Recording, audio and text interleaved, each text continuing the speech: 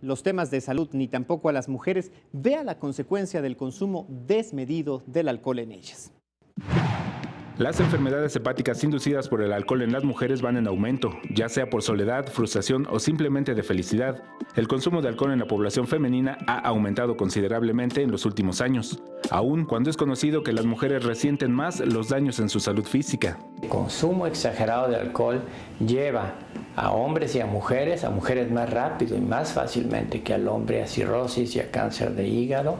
El alcohol sigue siendo un problema. Las mujeres que consumen más de una bebida alcohólica al día pueden aumentar los riesgos de sufrir un accidente automovilístico, elevar la tensión arterial, sufrir derrames cerebrales, cometer o ser víctimas de un acto de violencia o suicidio, además de desarrollar ciertos tipos de cáncer. Las que beben menos de 7 copas por semana corren un riesgo mayor de desarrollar dependencia o abuso del alcohol que si ocasionalmente tomaran 4 o más bebidas en un día cualquiera. Otro de los efectos negativos del alcoholismo en la mujer es la obesidad. Esta adicción afecta el buen funcionamiento del hígado y altera el metabolismo y se puede asociar con otros padecimientos.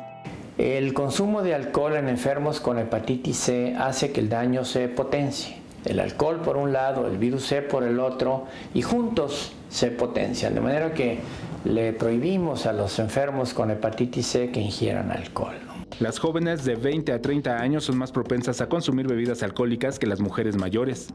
Incluso el beber en exceso es más común entre las solteras, divorciadas o aquellas que se encuentran en un proceso de separación. El consumo de alcohol disminuye a medida que avanza la edad, debido a que son más sensibles al estigma de ser llamadas alcohólicas.